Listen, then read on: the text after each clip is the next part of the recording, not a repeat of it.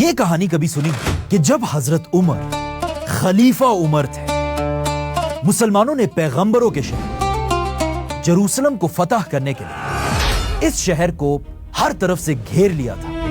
لیکن جروسلم کے لیڈر نے کہا تھا کہ میں یہ شہر صرف ایک ہی شرط پر مسلمانوں کے حوالے کروں گا، اور وہ شرط یہ ہے کہ مسلمانوں کے خلیفہ عمر بن خطاب خود مدینہ سے چل کر میرے پاس آئے۔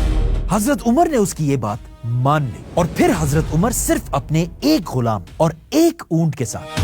مدینہ سے جروسلم کی طرف روانہ ہوئے۔ راستہ بہت لمبا تھا، اس لیے اونٹ پر صرف حضرت عمر نہیں بیٹھے، بلکہ حضرت عمر اور ان کے غلام باری باری کر کے اس اونٹ کی سواری کرتے رہے، اور اس طرح دونوں باری باری اونٹ پر بیٹھ کر جروسلم پہنچے۔ جیسے ہی دونوں جروسلم کے گیٹ کے اندر جا رہے تھے، اس وقت اونٹ پر بیٹھنے کی باری حضرت عمر کی نہیں بلکہ ان کے غلام کی تھی، اسی لیے حضرت عمر اونٹ کی رسی پکڑ کر جروسلم انٹر ہوئے، اور ان کا غلام اونٹ کے اوپر بیٹھا ہوا تھا۔ یہ دیکھ کر جروسلم کے لوگ حیران رہے، اور انہوں نے حضرت عمر کے سامنے یہ شہر سرنڈر کر دی۔ یہ کہانی ہم سب نے بچپن سے بار بار سنی، لیکن اس کہانی میں ایک بہت بڑا مسئلہ ہے۔ یہ کہانی اسلام کی کسی بھی کتاب میں نہیں لکھی ہوئی۔ آپ صلی اللہ علیہ وسلم کے بعد مسلمانوں کے پہلے خلیفہ ابو بکر رضی اللہ عنہ بنے، جس کے بعد انہوں نے ایک ہی ٹائم پر اس زمانے کی سب سے بڑی سپر پاورز رومن اور پرشین امپائر پر حملہ کر دیا۔ مسلمان فل سپیڈ رومن اور پرشین امپائر کے یہ سارے علاقے فتح کر کے آگے بڑھ رہے تھے، لیکن آخر جیسے ہی مسلمان رومن امپائر کے سینٹر تک پہنچے، اچانک مدینہ میں خلیفہ ابو بکر رضی اللہ عنہ کی طبیعت خراب ہونے لگی، اور اس کے کچھ ہی دن بعد خلیفہ ابو بکر رضی اللہ عنہ اس دنیا سے چلے گئے۔ لیکن جانے سے پہلے ابو بکر رضی اللہ عنہ نے پہلے ہی بتا دیا تھا کہ ان کے بعد مسلمانوں کا نیا خلیفہ کون ہوگا، عمر بن خطاب رضی اللہ عنہ۔ حضرت عمر نے خلیفہ بنتے ہی مسلمانوں کی اس خلافت کو اور بھی تیزی سے آگے بڑھانا شروع کیا، اور آخر حضرت عمر کی ہی خلافت میں مسلمانوں پر ان کی زندگی کا سب سے مشکل ٹائم آیا، جنگ یرموک، اسلام کی سب سے بڑی جنگ، صرف 30,000 مسلمانوں کی جنگ 1.5 لاکھ رومن فوج سے تھی، لیکن خالد بن ولید کے زبردست اسٹریٹجی سے مسلمان یہ جنگ جیت گئے۔ جیسے ہی مسلمان یہ جنگ جیتے، مسلمانوں کے جنرل نے سیدھا ایک لیٹر مدینہ میں خلیفہ عمر کی طرف بھیجا۔ اس لیٹر میں لکھا ہوا تھا، یا امیر المؤمنین، مسلمان یرموک کی جنگ جیت چکے ہیں اور رومی فوج تباہ ہو چکی ہے۔ اب آپ کا ہمارے لیے کیا حکم ہے؟ کیا ہم اسی طرح آگے بڑھیں، اور یا ہم آگے بڑھنے کے بجائے سب سے پہلے پیغمبروں کے شہر جروسلم کی طرف جائیں اور اس شہر کو فتح کریں؟ اور آف کورس حضرت عمر نے اس لیٹر کا صرف ایک ہی جواب دیا، جروسلم۔ جس کے بعد مسلمانوں کی فوج ہر طرف سے جروسلم کی طرف بڑھنے لگی، اور اس طرح مسلمانوں نے آخر پیغمبروں کے شہر جروسلم کو چاروں طرف سے گھیر لیا۔ لیکن مسلمان نہیں چاہتے تھے کہ اس شہر کو بھی باقی شہروں کی طرح لڑ کر فتح کیا جائے، اور اس ہولی شہر میں لوگوں کا خون بہے۔ اسی لیے مسلمانوں کے جنرل نے جروسلم کے لیڈر کی طرف ایک لیٹر بھیجا، اور اسے بتایا کہ بغیر کوئی خون بہائے یہ شہر ہمارے سامنے سرنڈر کر دو۔ جروسلم کے لیڈر کو بھی مسلمانوں کی یہ بات اچھی لگی، اور اس نے کہا ٹھیک ہے، میں سرنڈر کرنے کے لیے تیار ہوں، لیکن میری ایک شرط ہے، میں یہ شہر صرف تب ہی سرنڈر کروں گا جب مسلمانوں کی اس پوری امپائر کا خلیفہ عمر خود میرے پاس آئے گا۔ یہ ایک بہت ہی یونیک ڈیمانڈ تھی، لیکن مسلمان بھی اور کیا ہی کر سکتے تھے۔ انہوں نے جروسلم کے لیڈر کی یہ ڈیمانڈ سیدھا مدینہ میں خلیفہ کی طرف بھیجی، اور یہ لیٹر پڑھتے ہی حضرت عمر نے سارے بڑے صحابہ کی ایک میٹنگ بلائی، اور ان سے پوچھا کہ ہمیں اس شرط کے بارے میں کیا کرنا چاہیے، جس پر آلموسٹ سارے صحابہ نے کہا کہ یا امیر المومنین آپ نہ جائیں، آپ کے جانے کی یہاں کوئی ضرورت نہیں ہے، آپ کے جانے کے بغیر بھی مسلمان آسانی سے یہ شہر فتح کر سکتے ہیں۔ لیکن صرف ایک صحابی ایسے تھے جنہوں نے حضرت عمر سے کہا کہ آپ کو جانا چاہیے، اور وہ صحابی تھے مسلمانوں کے فیوچر خلیفہ حضرت مولا علی رضی اللہ عنہ۔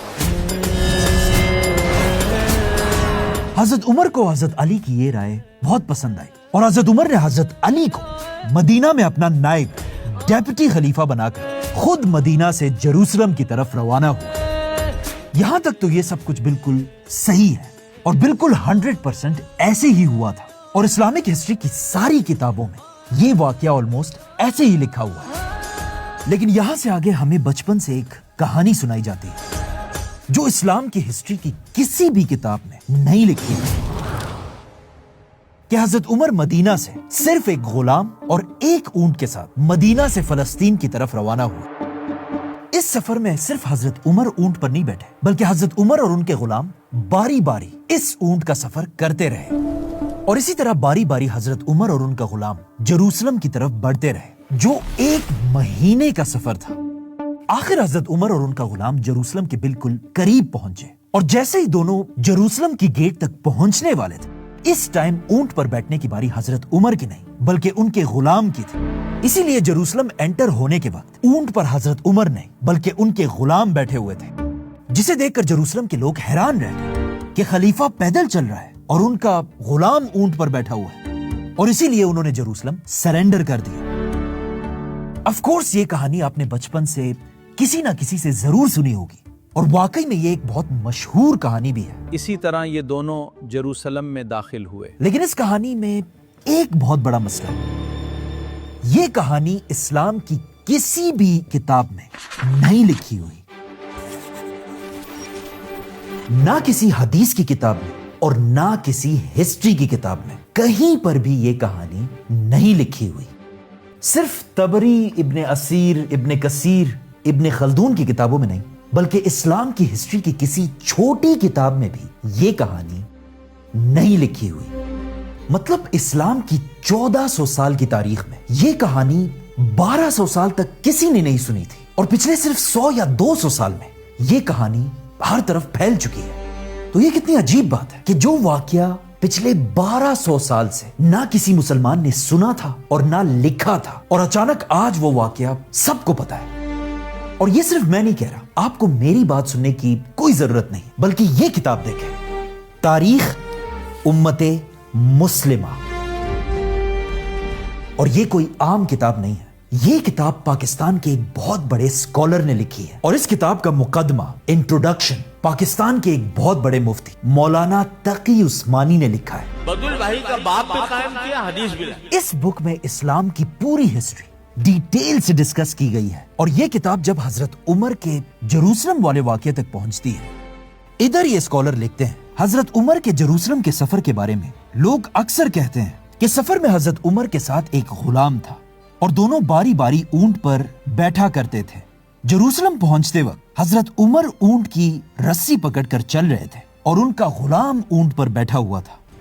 کیونکہ اس وقت اونٹ پر بیٹھنے کی باری غلام کی تھی۔ یہاں سے آگے یہ اسکالر خود لکھتے ہیں کہ بہت ڈھونڈنے کے بعد بھی مجھے اسلام کی تاریخ کی کسی بھی کتاب میں یہ واقعہ ضعیف سے ضعیف روایت میں بھی نہیں ملا۔ پتہ نہیں کہاں سے لوگ یہ کہانی لوگوں کو سناتے رہتے ہیں۔ اس کے بعد یہ اسکالر مجھے اور آپ سے، ہم سب سے کہتے ہیں کہ میں آپ سب سے گزارش کرتا ہوں کہ آئندہ یہ کہانی لوگوں کو سنانا بند کر دیں، کیونکہ اگر کسی نے بھی آگے سے اس کہانی کا ثبوت مانگ لیا تو پھر آپ کو اس کہانی کا ثبوت دینا مشکل پڑ جائے، کیونکہ یہ کہانی اسلام کی کسی بھی کتاب میں نہیں ملے گی آپ کو۔ اگین یہ میں نہیں کہہ رہا، اس کتاب کا مقدمہ مفتی تقی عثمانی نے لکھا ہے، اور یہ تو صرف پاکستان کے اسکالر نے لکھا ہے، ایون عرب دنیا کے بھی ایک بہت بڑے اسکالر علی سلابی نے بھی اپنی کتاب عمر بن خطاب میں اس واقعے کا کوئی ذکر نہیں کیا، صلی اللہ علیہ وسلم من خلال المنهج، اور ایون عمر سیریز جو حضرت عمر کی زندگی پر بنائے جانے والی سب سے اوتھینٹک سیریز ہے، اس میں بھی یہ واقعہ نہیں دکھایا گیا۔ تو اب کوشچن یہ ہے کہ پھر آخر اصل واقعہ ہے کیا؟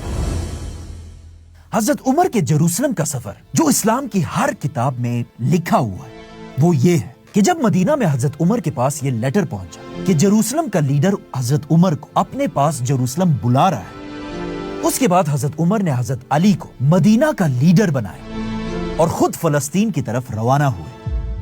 حضرت عمر مدینہ سے سیدھا جروسلم نہیں بلکہ سب سے پہلے مسلمانوں کے ہیڈ کوارٹر جابیہ پہنچے، اور پھر جابیہ میں کچھ دن گزارنے کے بعد حضرت عمر اپنے کچھ ساتھیوں کے ساتھ جروسلم کی طرف روانہ ہوئے۔ راستے میں ایک نہر کی وجہ سے حضرت عمر کے کپڑے گندے بھی ہو چکے تھے۔ جیسے ہی حضرت عمر جروسلم پہنچے، جروسلم کو مسلمانوں کی فوج نے چاروں طرف سے گھیرا ہوا تھا۔ مسلمانوں نے حضرت عمر کے سادہ اور پھٹے ہوئے کپڑے دیکھ کر حضرت عمر سے کہا کہ آپ اتنے بڑے خلیفہ ہیں، آپ یہ اونٹ اور کپڑے بدل کر کوئی اچھے مہنگے کپڑے اور گھوڑے کے ساتھ جروسلم کے اندر جائیں تاکہ لوگ آپ کو دیکھ کر امپریس ہو جائیں۔ لیکن حضرت عمر نے کہا نہیں، آج ہمیں دنیا میں اتنی عزت ہمارے اچھے کپڑوں کی وجہ سے نہیں بلکہ صرف اور صرف اسلام کی وجہ سے ملی۔ اور اس طرح حضرت عمر اپنے انہی کپڑوں اور اسی اونٹ کے ساتھ جروسلم کی طرف بڑھنے لگے۔ اب یہاں پر ایک پوائنٹ نوٹ کرنا بہت لازمی ہے، جروسلم کو مسلمانوں نے ہر طرف سے گھیر رکھا تھا۔ مسلمانوں کی فوج اور جروسلم کے درمیان اتنا راستہ تھا ہی نہیں جس کے لیے اونٹ کی بار بار باریاں بدلی جائیں۔ اسلام کی ہسٹری کی ہر کتاب میں لکھا ہے کہ حضرت عمر اپنے ہی اونٹ پر اسی طرح جروسلم انٹر ہوئے، اور اس طرح بغیر کوئی خون بہائے حضرت عمر نے فلسطین کو فتح کر لیا۔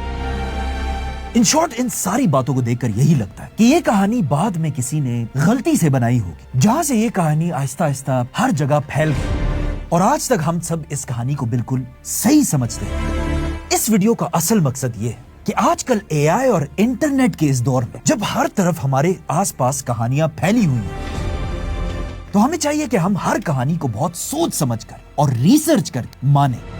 اور قرآن کی بھی ایک آیت ہے کہ جب بھی آپ تک کوئی خبر پہنچے تو اس بات کو ماننے سے پہلے پوری ریسرچ کر لیا کرو۔